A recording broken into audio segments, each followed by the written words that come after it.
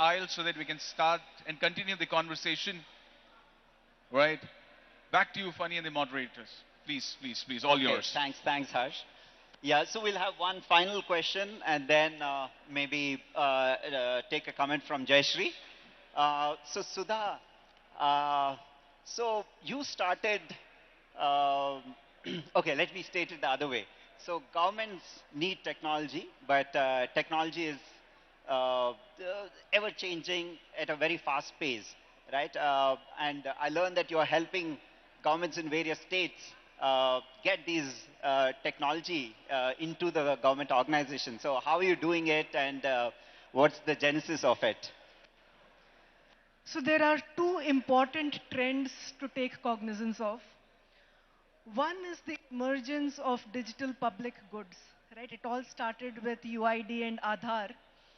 But since then, we have stacks enabling access to digital technology to every last citizen in health and finance, in different parts of whether it's the open credit enablement network, taking it to shopkeepers and small traders, whether it's ONDC. The other big trend is people in their 40s feeling like they've been there, done that in the corporate world, and now want to serve state and country. So leveraging both these trends, we instituted the Indian Administrative Fellowship. It's a fellowship for CXOs. So people that have come into this fellowship are, for instance, the former CEO of Airtel Bharti's B2B business, the chief strategy officer of Patanjali, right? Large corporate CXOs who jobs and work full-time with principal secretaries in state governments for 18 months. And in these 18 months, they pick something that's strategically important to the state government and move them using technology. You were speaking about using alternate data for credit access. One of the things the fellow in Karnataka has been able to do is ensure that women members of self-help groups can access loans even in the absence of a personal credit history or a credit rating. Um, the state has set up a 100 crore interest subvention fund and brought in Canara Bank as the anchor bank to disburse over 600 crores of loans to women, individuals who are members of self-help groups. Nice. So this is Yeah. modeled after your Yeah. journey, Funny, what you were able to do with the government of Telangana.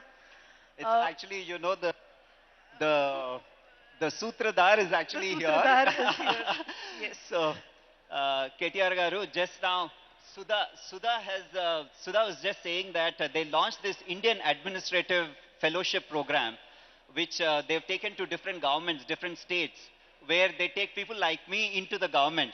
So, yeah, so Sudha is saying it's modeled after me. I'm saying actually the Sutradar is sitting there. Right. Yeah, he's the one who invited me to the government, and that one small thing is now like replicated. And how many states have you sent fellows to, Yeah. Sudha? So when elected representatives and visionary bureaucrats start to draw from talent in the private sector, magic happens, right? So that's the answer. So how many Uh, states are your fellows in? so we finished one cohort in Karnataka. So the next cohort will start in April. And we've just kicked off in Punjab. So two states. We'll announce the third state soon, and we hope to come to Telangana with your support, sir, in the very near future. Nice. Thank you, panelists. We'll take one final comment from Jayashree on how you're using technology at the foundation to increase impact. Yeah. Technology plays a vital role in all sectors. We use it in all the programs at the foundation. To give an example, we have a skilling program to skill the youth to employability, and we use technology to track, to collect data, track. And, data is everything. Then we can plan ahead. We also use technology in the agriculture to where we have a high goal of constructing 100,000 ponds. So we use it to ideally locate the pond for logistics and to monitor after the pond have been dug to monitor the crops. Thank you. Thank you, Jayashree. And thank you a lot. Thank you, panelists. Thank you very Right, so please put your hands together for the amazing discussion. I love the fact that it was so logical. There were, there were facts, very clear facts that were presented. And on behalf of the audience present in Nizamabad, big thank you to the panelists and the moderator. I request our moderator to felicitate our panel members. Right? Thank you.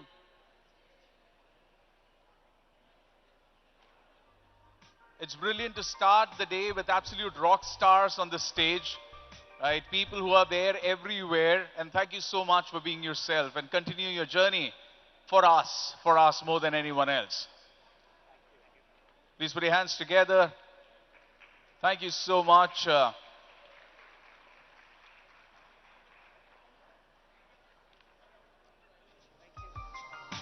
So our panelists who came down from Bombay to participate in this conversation, thank you so much.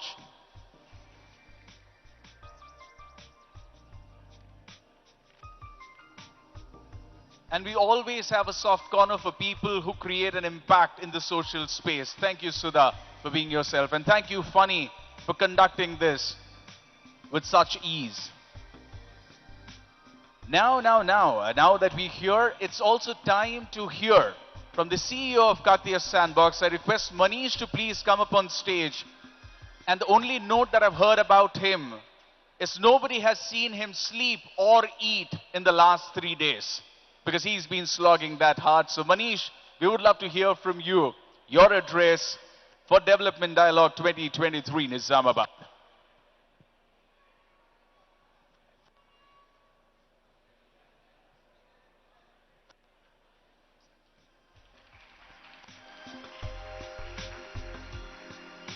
Good morning and a very warm welcome to all of you to Development Dialogue 2023. We are doing Development Dialogue after a gap of 4 years. It was because of COVID and the disruptions that it brought. But then, thanks to technology, we have been able to put COVID behind us.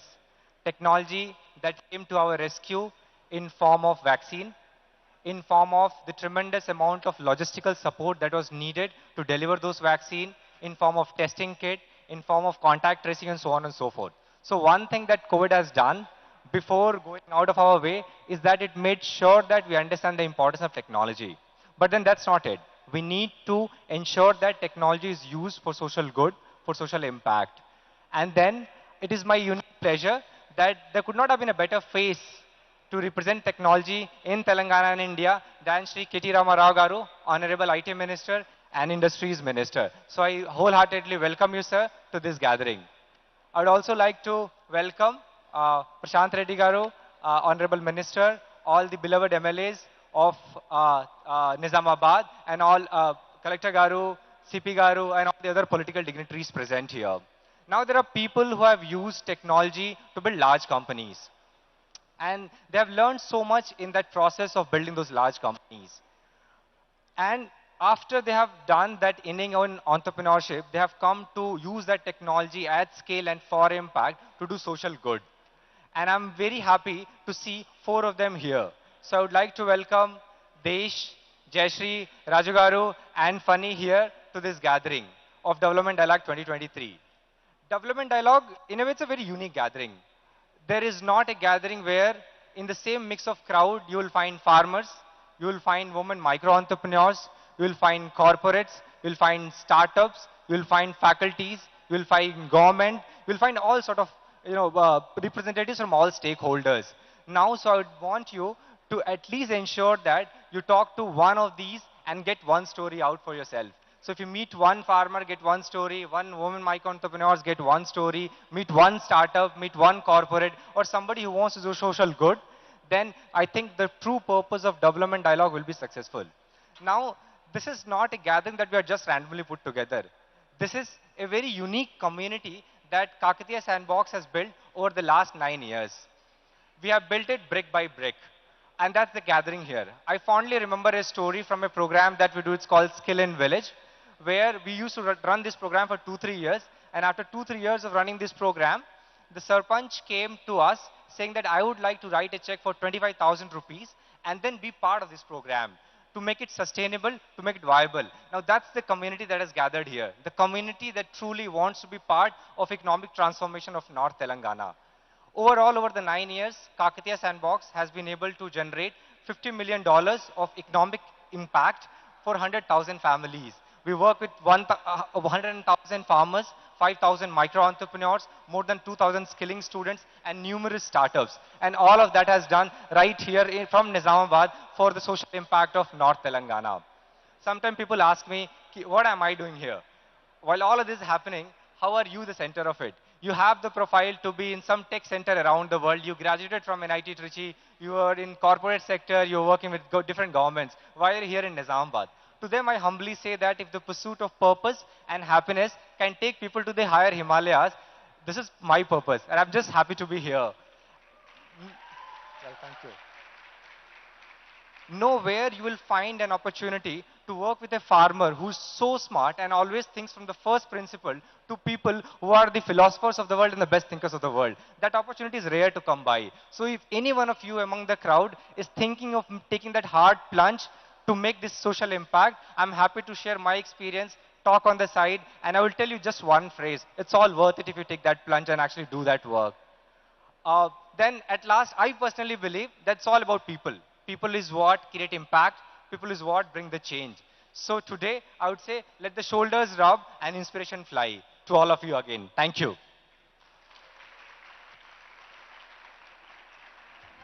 Thank you so much to our very own rock star. Okay, now the next person I'm going to be introducing honestly requires no introduction, but as part of the job, I'll quickly read up something. Mr. Raju Reddy is the co-founder of Kakatiya Sandbox. It's absolutely phenomenal to have you here today. He was the former CEO of Sierra Atlantic, a company that grew to be the best-in-class global service company over a period of 17 years before being acquired by Hitachi. All the fancy designations, but the designation that he absolutely loves is when he is called the chief volunteer for Kakatiya Sandbox. So, please put your hands together for Mr. Raju Reddy.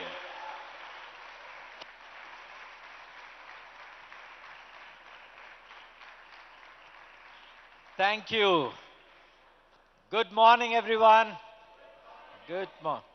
Very warm welcome to you all to my hometown, our beautiful city of Nizamabad. Nizamabad, often we describe it as a microcosm of India.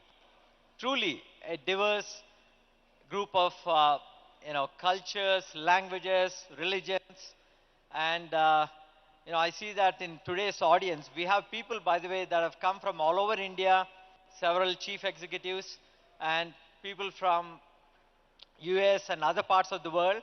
In fact, I saw a group of students that are here on a study abroad program, and one of them met last evening. She came from Ukraine. So, if Nizamabad is a microcosm of India, the audience here in some ways is a microcosm of the world. So thank you. Thank you all for joining us in Nizamabad.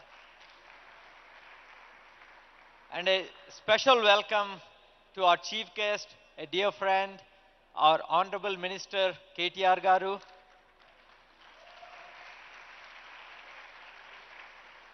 Who is more popularly known as KTR. And thank you, Minister Prashant Reddy Garu, and all the elected officials who are here today, and the district officers. And, Desh and Jayashree, thank you for being the inspiration to both Funny and I in starting Kakatiya Sandbox about 9 years ago. So I just wanted to share a little bit about, Kakatiya Sandbox, and then just to add to Manisha's comments, and then I have the privilege of introducing the chief guest, KTR, today. So, at the core, everything in a sandbox is about creating better economic opportunities in rural India. And we started this journey a little over 9 years. And there are kind of three main tenets of a sandbox ecosystem. One, it's the bottom-up form of economic development, meaning unless the local people are an active part of the solution, these changes are not sustainable. hopefully yesterday you had a feel for that, the quality of the local talent that is building Thai Nizamabad.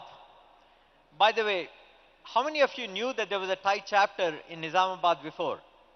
It's the smallest city in the world with a Thai chapter anywhere, and one of the most vibrant Thai chapter cities. Absolutely. So I think that's an example of bottom-up form of socio-economic development. Second is bringing an entrepreneurial mindset to address social challenges. As Desh, the founder, often likes to say, if you can combine the compassion of the non-profit world with the execution excellence of the for-profit world, that's when you get outstanding results. And third is scale. A country of 1 billion people, unless you touch a large enough population, you can't make a meaningful difference over time. So we started with roughly about 10 million population, the undivided districts of Nizamabad, Karimnagar and Medak initially. But today I would say our impact region is roughly about 1% of India, because we also operate in Nalgonda and Adilabad, most of North Telangana today. And we touch about 2 lakh people, out of which 5 lakh, 20 lakhs, 2 million people, 20 lakhs, out of which 5 lakhs is a life-altering impact, where their income has gone up by 50% to sometimes 2 to 3x. Now that is still a long way off from where we strive to be, but it's a very encouraging progress, and at the end of it, it's all about building role models at the micro level, people that they can relate to, like Manish talked about the farmers or others. And so we need many partners for this to succeed. And one of the most important partners in all of this is the government, of course. And I must tell you, right from the day one, we've had tremendous support. We have a very enlightened government, fortunately for us, in the state of Telangana. And a big shout out to Garu and the rest of the team, and of course our Chief Minister KCR Garu, and so now many of you know about KTR Garu with all the businesses that have come to, global businesses that have come to Hyderabad and Telangana in recent years. And I think there was a lot that came out of Davos conference itself. My understanding is there is several billions of dollars, maybe tens of billions, that have come to Telangana or will be coming as a result of that. So I don't have to tell you a lot of that which is in public domain, but I thought I'll share a little anecdote. I talked about this, I never talked about it here in India, but I did talk about it once in California. So some of you may have heard it before, so bear with me. It's a personal story, I think, that gives you a glimpse into, KTR. And this was about 6 years ago. I was meeting KTR Garu in the secretariat, and at the end of that meeting, he invited me to join him for a dinner at Falaknama Palace, where there was a visiting delegation from Boeing. And he was kind enough, and I said, sure, I mean, that sounds interesting. So Boeing was evaluating different cities for setting up their new manufacturing plant. And my understanding is not just cities across India, but in other parts of Asia.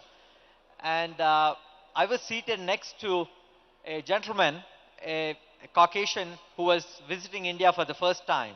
And we talked about, each other, and he knew that I live in California. I was here on a visit. And KTR, as he normally does, did a fantastic job building a very compelling argument for why Boeing should choose Hyderabad over other cities, and other cities not just in India but outside too. And at the end of it, this gentleman turns to me and says, Raju, we need a leader like this back in our country, in America. Just think about it. And being a native of Telangana, my heart swelled with pride. So ladies and gentlemen, that's just a peek into, KTR Garu from a personal anecdote that I have. He's a kind of leader that not only any part of India would love to have, but any democracy in the world would love to have. So please join me in a warm welcome to our chief guest, KTR Garu. Thank you.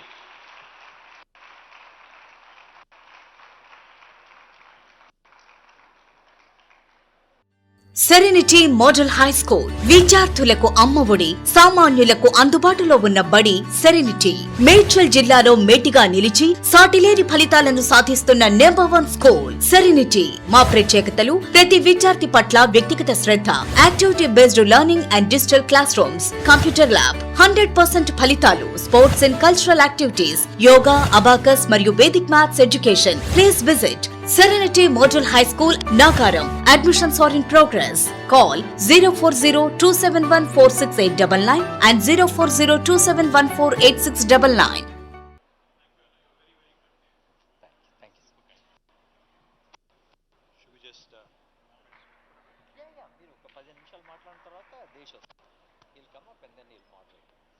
Thank you. Andarki namaskaram. A very good morning to all of you. Firstly, I'd like to thank Raju Reddy and the team of Kakatiya Sandbox for inviting us over to Nizamabad. It's always a pleasure, always a memorable experience meeting with Raju, Desh, and the entire team, that inspired this wonderful facility being created here in Nizamabad, the Kakatiya Sandbox. Also wanted to ensure to all the distinguished delegates and others who have come from various parts of the world and also various parts of India. Welcome to Telangana, welcome to Nizamabad. Our Honorable Minister for Roads and Buildings, Shri Prashant Reddy, the District President of Nizamabad, Shri Jeevan Reddy, Honorable Chairman for RTC and MLA Nizamabad Rural, Shri Bajireddy Govardhan Garu, Honorable MLA Nizamabad Urban, Shri Ganesh Gupta Garu, Honorable MLA Bodhan, Sri Shakil Garu, Honorable Member of Raj Sabha, former Speaker, Sri KR Suresh Reddy Garu, Honorable MLC D. Rajeshwar Rao Garu, Honorable MLC Gangadhar Gaud Garu, Honorable ZP Chairman Vittal Rao Garu, Honorable MLA from Kodad, Sri Mallaya Yadav Garu, Honorable former MLC Sri Narsi Reddy Garu, Honorable DCCB Chairman Sri Bhaskar Reddy Garu, to all the distinguished, members who are also present in the audience, to the district administrators, officials, to my friends from media, a warm welcome to all of you. I love the theme of this event, development dialogue. I think a country like India, which has the largest population on the planet now, we just surpassed China. For those of you who are not aware, we just, I think, surpassed China last week or 10 days ago. We have the largest population on the planet now. We're the country with the largest population on the planet. Most importantly, this population, if you look at it, 50% of India is less than the age of 27. 65% of India is less than the age of 35. And in a knowledge economy, I think this is the biggest a nation can bring to the table. The kind of young think force, not young workforce, but the kind of young think force India possesses today is the biggest strength, in fact, it can leverage years to come. The reason why I said I love the theme of this conference being development dialogue is because I'll narrate a quick story to you. Back in 1987, both India and China, similar sized countries in terms of population, also had a similar sized economy. We had almost the same GDP back in 1987.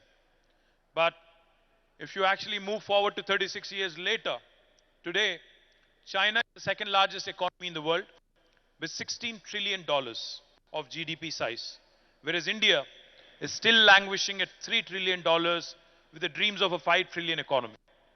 What went wrong? Or what did China do right that India did not get right? In my humble opinion, I think China focused on ensuring that development becomes the principal conversation across the country, across the nation.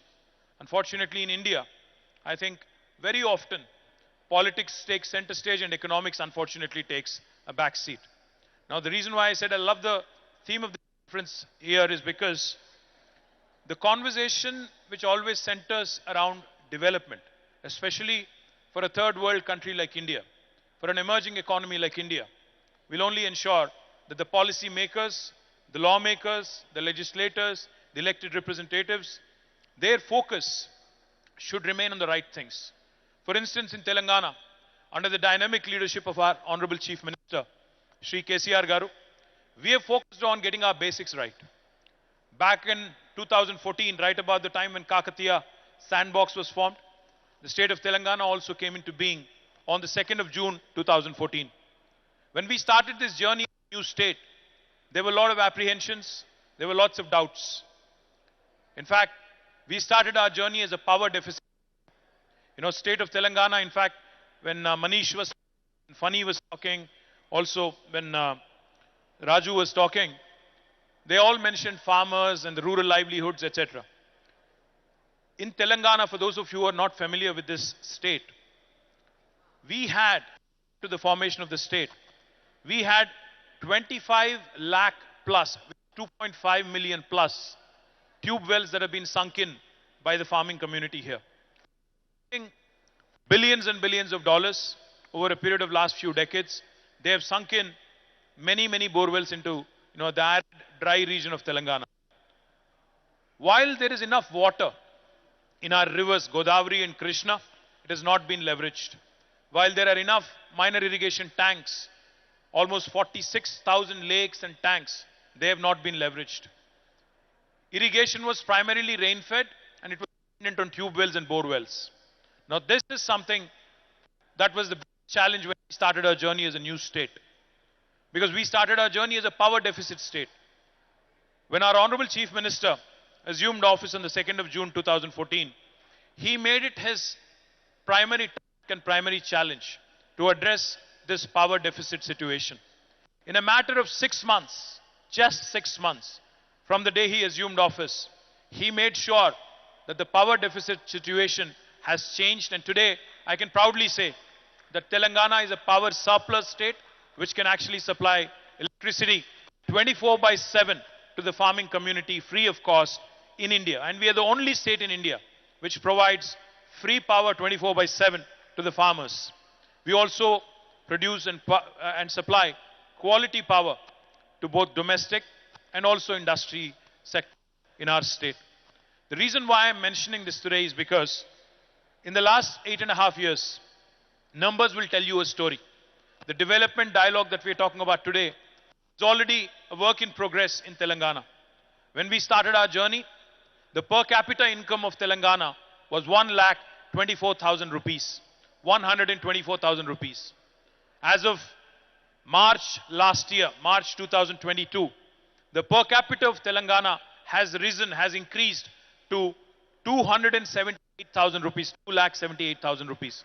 Almost 130% increase. The gross state domestic product, the GSDP of Telangana, was about 500,000, 5 lakh crores on 2014 June 2nd. But as of last year, the GSDP of Telangana also has increased to 11.55 lakh crore, which is almost 1.15 million, 1.15 millions. The kind of increase in wealth, the kind of increase in per capita income that has happened in Telangana, just to give you one little statistic that will put things in perspective. Telangana is only 2.5% of India in terms of population. We are only 40 million people. But our contribution to India's economy, India's GDP is 5%. We are 2.5% in terms of population, but our contribution is 5%, which means we are literally punching double our weight. We are a 50-kilo boxer fighting in 100-kilo categories, how I would like it to. And I would also like to add one more thing. Raju called Nizamabad a microcosm of India. And by extension, you called this room a microcosm of the world. I would only say one thing. Telangana is that state where the north of India meets the south of India. Telangana is that state where paratha meets dosa. Telangana is that state where biology meets technology. Telangana is that state where life sciences meets data sciences. Telangana is that state where mangoverse meets metaverse.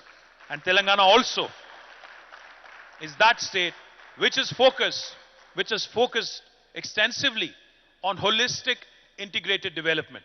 What do I mean by that? Our IT exports back in 2014 were 57,000 crores.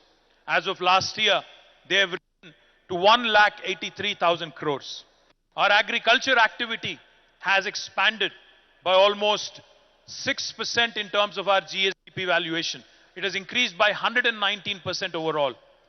For those of you who have a phone in your hand, let me indulge you for a second. Please pull out your phone for a second. Please pull out your phone. And please Google it for me. World's largest lift irrigation project.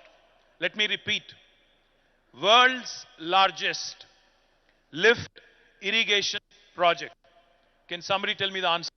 Those who are trigger happy and quick fingers. I'd like to hear from the backbenchers here. What is it? Kaleshwaram lift irrigation project. The reason why I mentioned it, very often we talk about Chinese execution. Very often we talk about how 3 dam was built by the Chinese in a record span of time. Let me tell you, youngest state in India, under the leadership of our dynamic Chief Minister, Shri KTR Garu, has built the world's largest lift irrigation project in a span of 4 years. Indian engineers, the engineers of Telangana, have made us proud. We have built this project which irrigates 45 lakh acres of land, which has also rejuvenated the Sri Ram Sagar project right here in the Nizamabad, in the neck of the woods in Nizamabad. And most importantly, it also caters to industrial consumption, and it also supplies drinking water to the metro city of Hyderabad, which contributes significant portion of our GSDP. I'm not sure how many of you know this. Not only is Telangana home to the world's largest lift irrigation project, India recently completed 75 years of independence. We are the first state in India to have completed a mammoth, a Herculean task of providing a portable drinking water connection to each and every one of our 1 crore households under a project called as Mission Bhagirath. We are the first state to have completed it. And when we were laying the water pipeline, which almost ran for more than 100,000 kilometers, 1 lakh kilometers plus of water pipeline, along with it 19,000 reservoirs, and along with it number of pump houses and everything else that goes with it. Let me also tell you, we have leveraged, there is a very popular word in India called as jugaad. Jugaad basically means hustle. Jugaad basically means hustle. What we did in Telangana is something ingenious. When we had to dig and trench the entire landscape and lay almost 100,000 plus kilometers of pipeline, we decided that we'll also combine the fiber optic cable in the same trench that we were digging for the water pipeline. Thereby, Telangana will also become one among the first states in India to be providing 100 Mbps broadband connection to each and every one of our 10 homes. This is unique because the pandemic has shown us what can be done by way of e-commerce, by way of e-health, by way of digital education, and by way of digital empowerment at large. So my humble request to those of you who are not familiar with the brilliant story of Telangana, that is the reason why I call my state the most successful startup of independent India in the last 75 years. I can narrate many more other fantastic achievements of the state, but I'll leave it at that because I know we're short on time and we already showed up late. So let me thank Raju and the entire team of Kakatiya Sandbox for this wonderful opportunity. I wish the youngsters, the farmers, the entire ecosystem of Nizamabad the very best. I'm coming back next month, Raju Anna. I'm coming back to inaugurate the IT hub here. I'll humbly request you and Desh to bring in more and more, because the pandemic has shown us it doesn't matter where you work from in the world. You could be in a village, you could be in a small town, you could be in a metro like Hyderabad or Bangalore.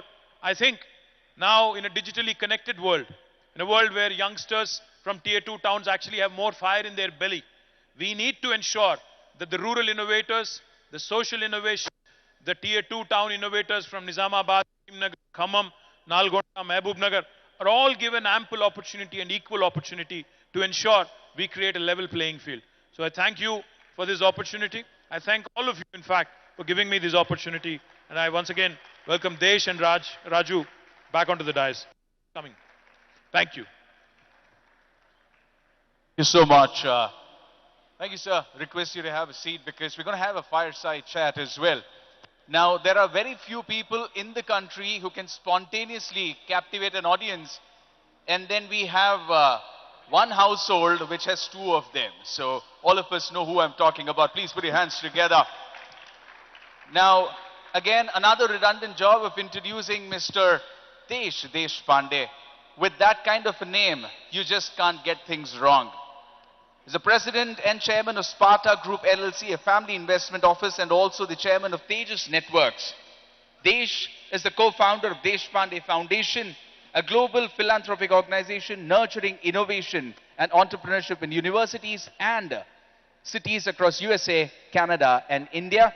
And now he's going to indulge all of us in a fireside chat with KTR Garu, asking all the questions that we have in mind on our behalf. 20 minutes, all yours, sir. Thank you. Thank you. Welcome. Welcome, Thank you, Desh. Honorable Minister, whom we fondly call you KTR. Cheers, thank you. So thank you. Thank you very much. Thank you. Well, first of all, I want to congratulate you on how much you have accomplished at a young age.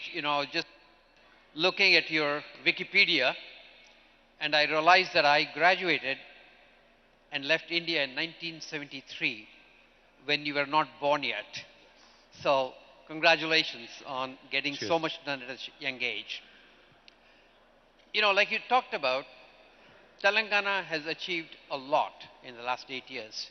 Double the GDP, clean water, all these things. What were the core aspects of being able to achieve those fantastic results? And what do you think Telangana as a state needs to do to keep that trajectory going for the next 8? Thank you, Desh. Great question. Firstly, like the MC said, with a name like Desh, I think you can only inspire confidence. What you've done in Hubli has today translated into something very meaningful here in Nizamabad. Firstly, I think Desh and his entire team of Hubli Sandbox really deserve a big round of applause. Please put your hands together. Thank you. And I'm sure Jayashree's role is more paramount in this, so thank you, Jayashree, I think, for contributing in a big way to Desh and his brilliant story. Just to, kind of add to what I was saying before, Telangana has done some things which are truly meaningful and truly relevant to an emerging and a developing country like India. The reason why I said the dialogue needs to be centered around development and nothing else is because, as a country, I think we've lost the plot somewhere. We are not focused on ensuring that our children, our citizens get the basics right. We need electricity, we need drinking water, we need water to the fields of our farmers. We need to ensure basic support mechanisms are in place to make agriculture more remunerative, to ensure that the farmers' kith and kin and their children also look at farming as a productive sector and not otherwise. We have focused on these basics. What can be done? What further can be done? I think if you look around, the world and also India at large. I was at the World Economic Forum last week. One of the prominent themes that kept popping up over and over is, with the whole geopolitical situation and how, the world now realized that they're excessively dependent on China. The world has started taking stock of the situation and wants to move away, cautiously but slowly, away from China. There's the whole China plus one talk. There's the whole China for China and, rest being done elsewhere kind of a discussion. This is India's opportunity. This is an opportunity for India to seize the moment, to capitalize on it, to build more manufacturing, to ensure that we, also as we move into the services and knowledge economy, to latch on to that unique opportunity where India can position itself as a hybrid between China and the US. The reason why I call it a hybrid between China and the US is because China has done brilliantly to position itself as a factory of the world. They produce everything, literally. They produce active pharmaceutical ingredients. They produce world-class electronics. They produce plastic molds and little things that we see all around us. They also produce some of the most high-tech equipment that there is in the world that is used in aerospace, defense, space tech, etc., etc. Whereas the US, slowly but steadily, has moved away from being a manufacturing to a services, now more to a knowledge economy. And as, like I was pointing out, I think over the next 1 decade, India can truly position itself with progressive states like Telangana leading from the front. India can truly position itself as that unique combination which can both cater to the manufacturing needs of the world, also at the same time ensuring that this young think force that we have, that amazing demographic dividend that can pay off big time if we ensure that more and more sandboxes can come up in various parts of India, if we can focus and ensure that the youth of India doesn't unnecessarily get distracted from the development agenda and continues to stay on course, then magic can happen over the next 1 decade.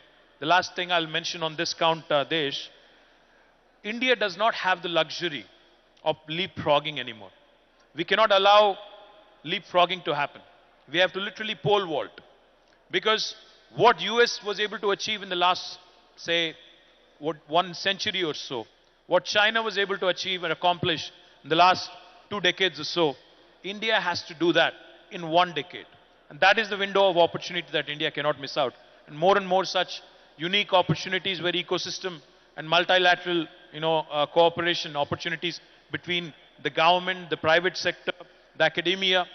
If this kind of conversations can happen more often with tangible outcomes, with tangible metrics, then surely India will actually get onto that proper direction and proper dialogue. Sun Life Multi Speciality Hospital ప్రజలకు నిరంతర వైద్య సేవలు అందిస్తున్న hospital. Diabetology, stem cell physician లో ఇండియాలోనే మొదటి doctor గా పేరుగాంచిన డాక్టర్ విజయ్ భాస్కర్ గారు అత్యాధునిక విజ్ఞాన పరిజ్ఞానంతో అంతర్జాతీయ ప్రమాణాలతో సామాన్యులకు సైతం అందుబాటులోకి తెచ్చారు Sun Life Multi Speciality Hospital ను.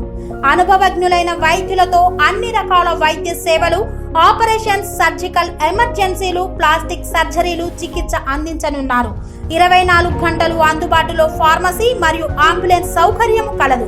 సంప్రదించండి Sun Life Multi Speciality Hospital, Dammaiguda.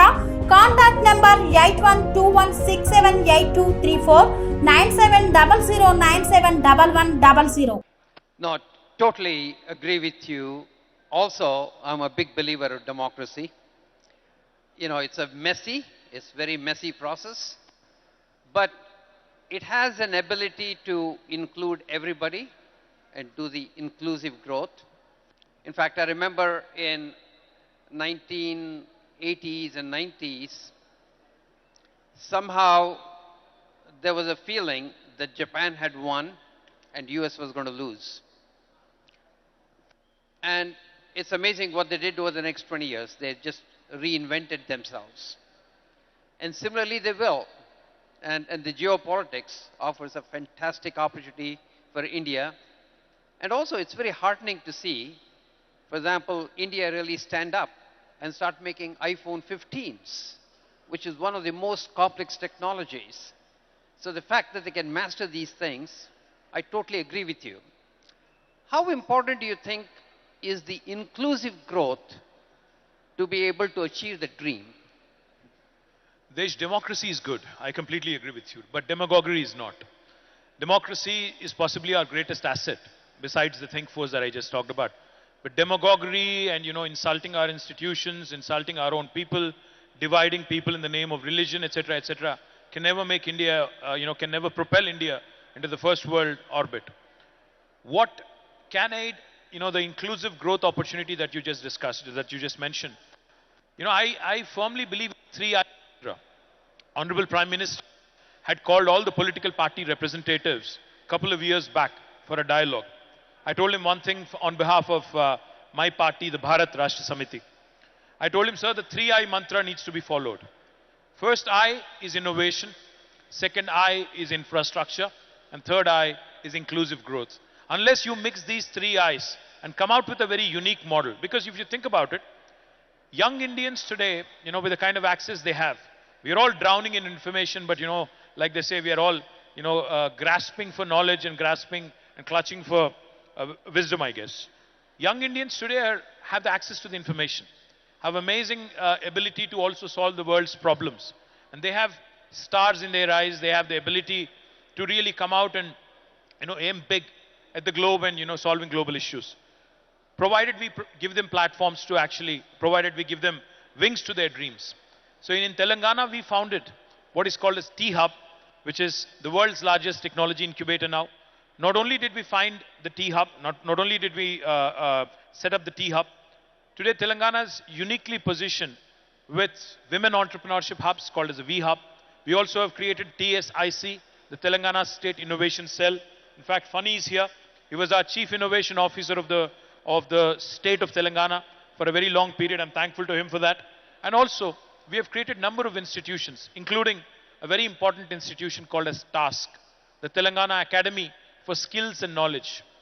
Unless you have your youngsters gearing up for the opportunities the world is going to present to you, unless you are able to latch on to them, unless you're able to actually, leverage that opportunity, you'll not be able to do much. So innovation and the kind of platform government can create as an enabler is extremely important. Infrastructure is equally important. The fact that today you can travel from Hyderabad to Nizamabad in about 3 hours, and probably in days to come with high-speed rail connectivity in half an hour's time, is what is going to be a game changer. Then it doesn't matter where you live and where you work. You could be living in Bangalore and working in Hubli. You could be living in Nizamabad and working in Hyderabad. So the kind of infrastructure that India needs as a country is something that governments and private sector both have to focus on.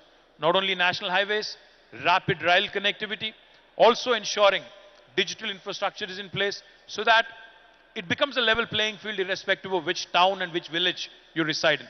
The third and most important thing, if you ask me, India is a country which is full of diversity.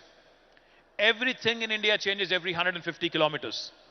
The language, the dialect, the eating habits, the way you think, the cultures, etc., etc.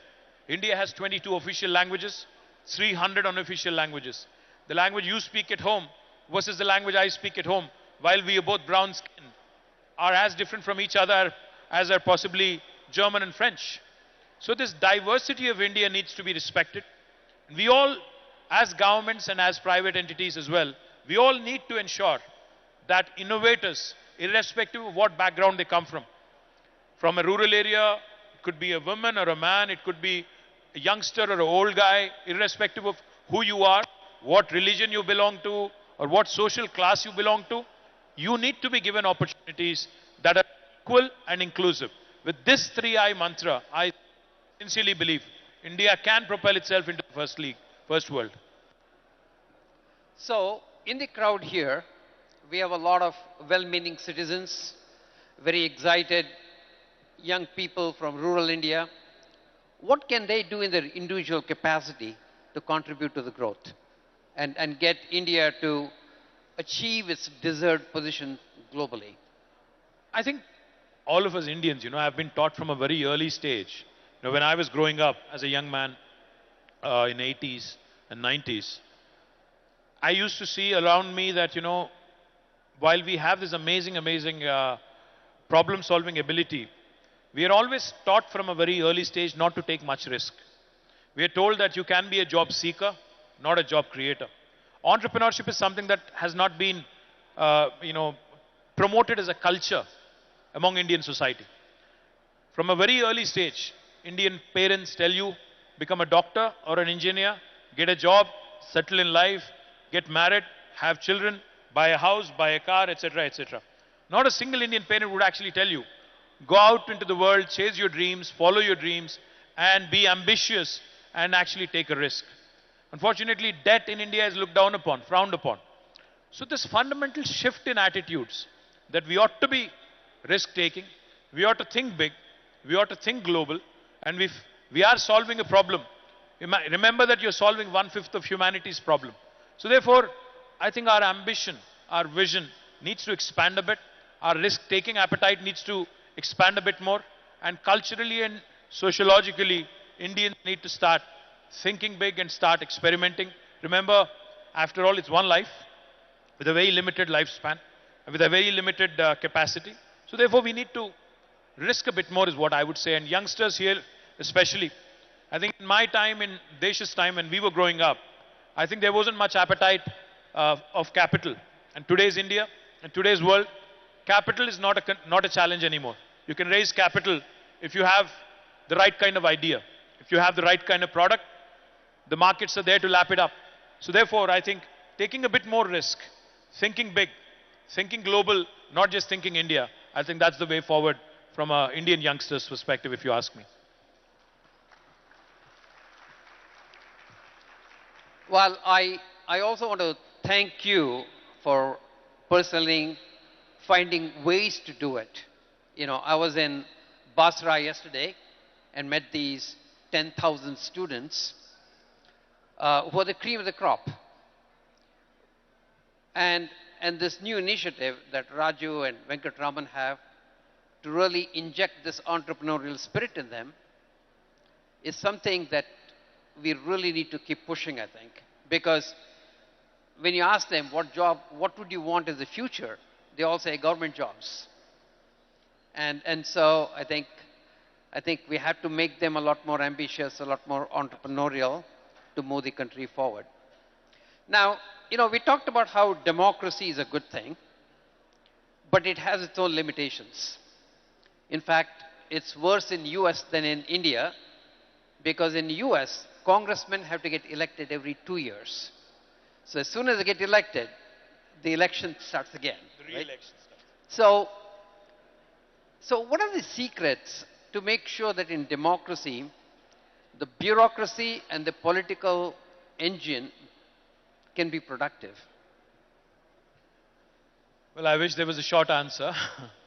The one thing I would say is, you know, if a leader, if the head of the state, in the case of Telangana, our Honorable Chief Minister, he's a man of great vision. He's a man who's also rooted in reality and grassroots. If the leader has the political will, I think then bureaucracy and every other system that is supposed to work with the government will fall in place. And a great example, like I said, is the execution of one of the largest projects in the world, the largest lift irrigation project in the world, being completed in 4 years in a democracy like India, with all the challenges that we have, is a classic example of how things can be done.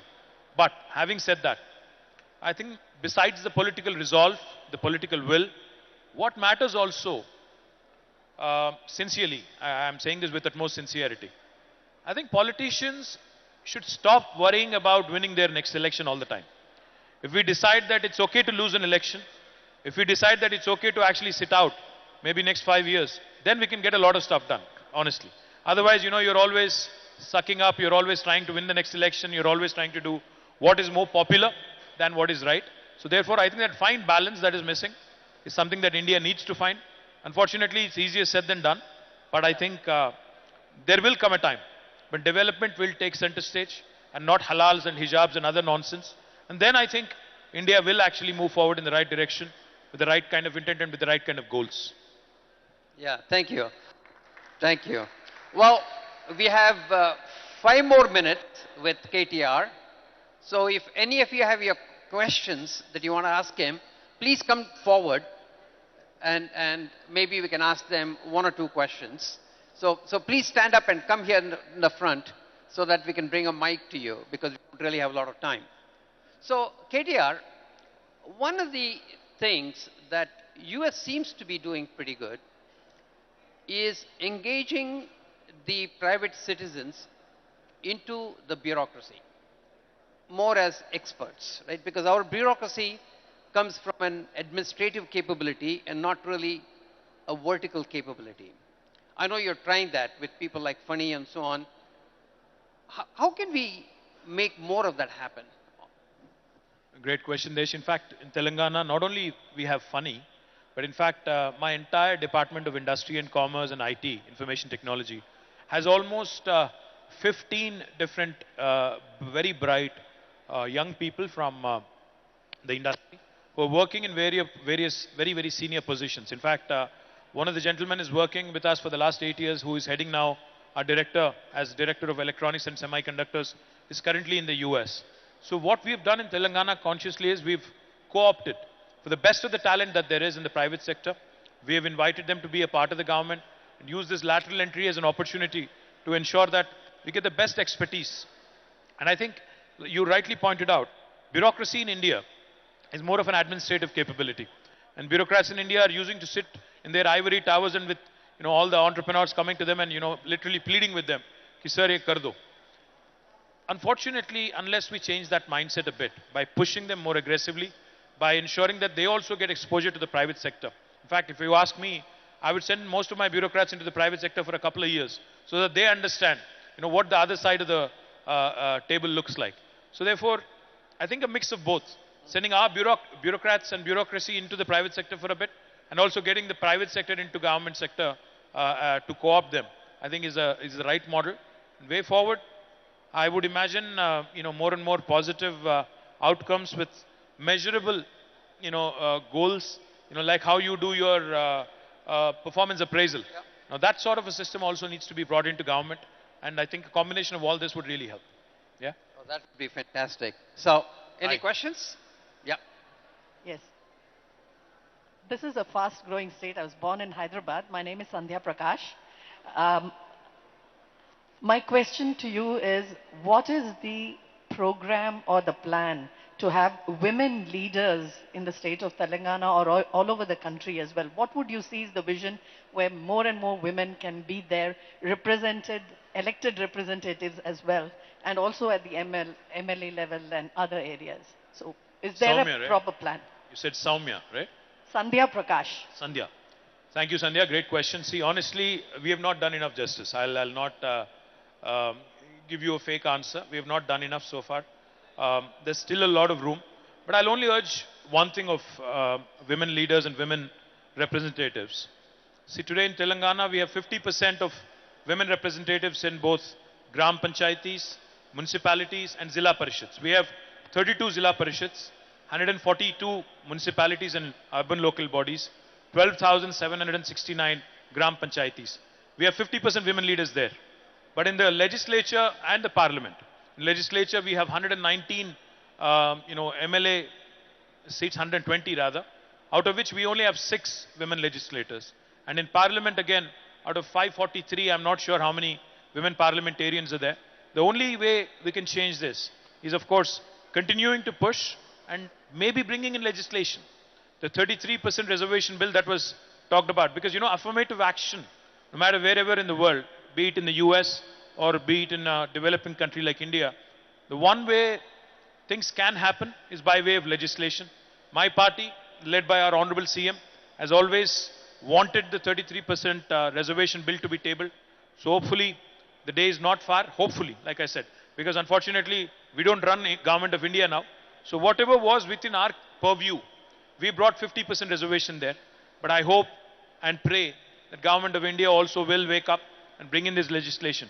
In the meantime, I promise you that next election, we'll start looking at more representation of women. But these women leaders also will have to come from within the ranks. You cannot be staying away from politics for 4.5 years and coming to us in the last 6 months and saying, listen, I need a seat because I've done some good work elsewhere, not in your political party maybe, but elsewhere. So I think a lot of pressure also has to come from within the ranks, and that sort of pushing the envelope has to come from within and not from outside. That's what I would think. Thank you, KTR. Thank you, Sandhya.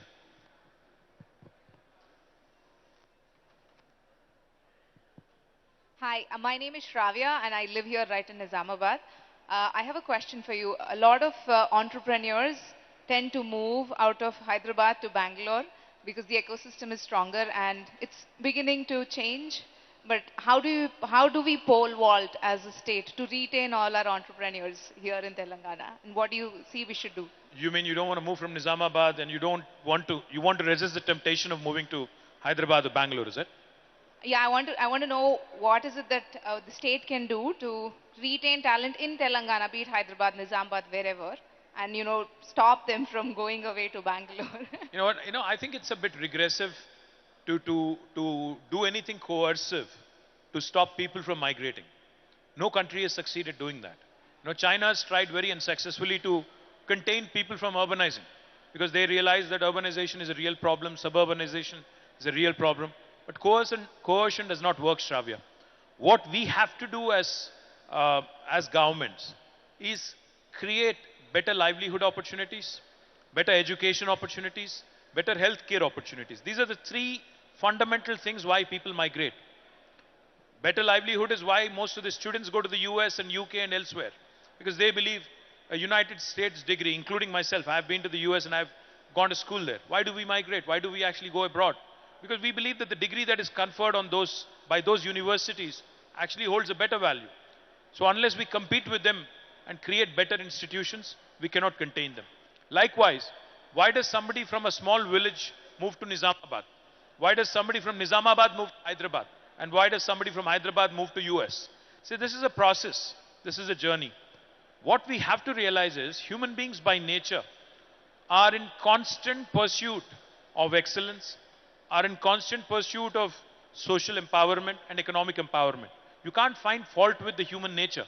But at the same time, those such as yourself or Manish who said it's not just the pursuit of economic empowerment, but pursuit of purpose, pursuit of happiness can stay put wherever you want, provided, as a government, I can give you better education opportunities, healthcare opportunities, and livelihood opportunity. So this is a continuous endeavor, and I don't think any government has cracked it across the world, not in India. So it's a continuous process, and I would sincerely think it's regressive to actually say, to put an embargo and say you can't move. That's not the right way to handle it, is what I personally believe. Cheers. Thank you so much. Thank you, Shravya. Sir, hi sir. I am Srinivas. I am MJNF fellow. So we are working in each of the districts, working on skilling ecosystem of the district. At the grassroots level, we prepare DSDPs and all. So I have compared the Telangana innovation ecosystem, which is like fast growing, with the existing ecosystem of Karnataka, and I found out that we are moving very aggressively in comparison. So similarly, when it comes to skilling ecosystem, it is an integral part of the innovation ecosystem. So how is Telangana state looking forward to enhance the skilling ecosystem for entry-level jobs other than the task? Task is looking for IT and electronic sector, but there are many other sectors where industries require a lot of manufacturing workforce. You said Srinivas, right? Yeah. Srinivas. Yes. Srinivas, great question. We have a very unique challenge, Desh, in our state. In fact, a lot of youngsters from Nizamabad, they migrate to the Gulf, to the Middle Eastern countries in search of livelihood. Whereas in Nizamabad fields, or if you go to Kamareddy fields, or even my district, which is very close, in Sirisila, you have workers coming from other states in India to work here. It's a very unique challenge we have, especially the vocational kind of courses, the plumbing, the electrician, the fitters, the carpenters, the gentlemen who are involved, the workers who are involved in construction industry. They come from every nook and corner in India. Whereas the Telangana youngsters are going to the Gulf. It's a very interesting problem, very interesting conundrum, if you ask me. The only way I see this changing, in fact, as I was walking out of the helipad, I saw a beautiful new building being built right next to the collectorate. So I asked my Honorable Minister, Prashant Reddy Garu, I said, what is this building? He said, it is the National Academy of Construction building, NAC building. And NAC building that is being built in Nizamabad will ensure that besides tasks like the one you just mentioned, all of these vocational courses are given due importance, are going to prepare a skilled workforce, which will help us possibly take opportunities in these spaces that I just mentioned. But that's just not enough. There is the polytechniques, there is the ITIs.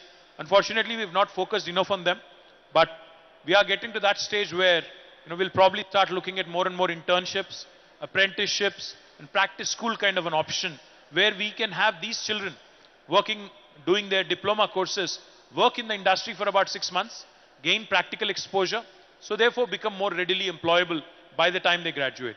A combination of all these, I think, will encourage our local youngsters get better employment opportunities. Yeah? Thank you, sir. We are happily looking forward to engage in that kind of ecosystem. Thank you. So, of the 4 questions that we, just a second, sir, of the 4 questions, as you said, little things in our control. Would like to get another lady to ask a question. Yes, go ahead. Hi, my name is Hannah. I'm from Minerva University. I'm one of the exchange students here. I was wondering if people going through public education, higher public education, as compared to private education, do get the necessary skills to be the future entrepreneurs and skilled workers, whether they have skills that are on a competitive level with those who graduate private institutions. Great question. I didn't get your name. Hannah. Anna. Hannah. Hannah. Hannah, great question. You know, I'm pretty sure, I'm going to go on a limb and take a guess, that both Raju and Desh went to a government school. Am I right, or did you go to a private school rather? You did. See, these two gentlemen who made it big in their life and who are now giving back to their cities, Nizamabad and Hubli, have both gone to a public school, not a private school.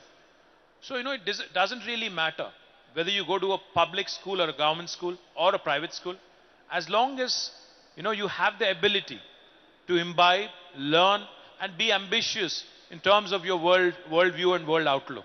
Because I know of a number of leaders, including our chief minister, who's actually gone to a public school and has become what he has become as a first-generation politician. So no matter what you want to achieve in life, be it a top-notch leader in public life, a politician, a bureaucrat, or an entrepreneur, I think what matters is how well you imbibe those skills and not otherwise, and where you imbibe them from.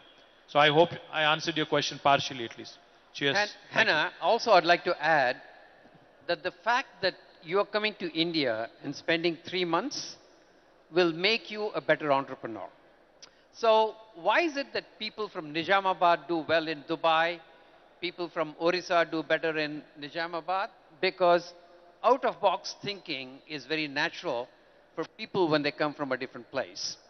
So what we need to do is to inject all of that training into education systems so that people can think out of box, living exactly in the box.